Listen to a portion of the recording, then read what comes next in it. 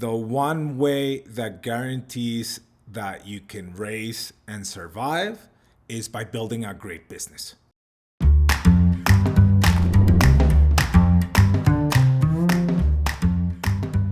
Okay, so I know that we're creating all this content and sharing all this knowledge with you in regards to fundraising, but there's something that you must never forget. The one way that guarantees that you can raise and survive is by building a great business, right?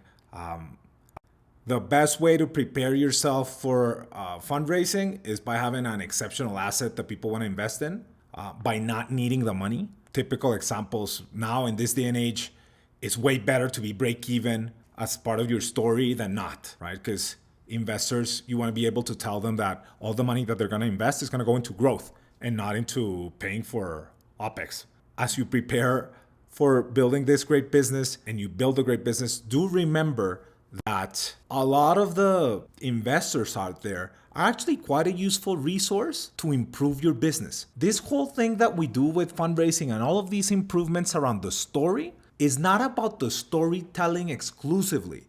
No, it's actually about the story of the business. So part of the story is tackling a giant market. Maybe your business is not tackling a giant market, so you go and you change a little bit the product or the service and go after a larger market.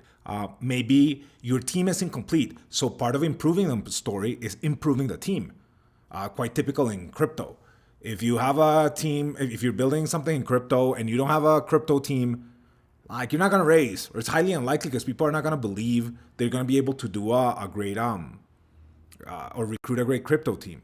So the change of the story can be improving the team. The improvement of the story or the change of the story can be improving your working capital requirements. I often see companies that come to me and they have like a very shitty cash cycle, so that when they go raise, if the company is super successful, a lot of money would go into working capital. So you need to fix that before you raise.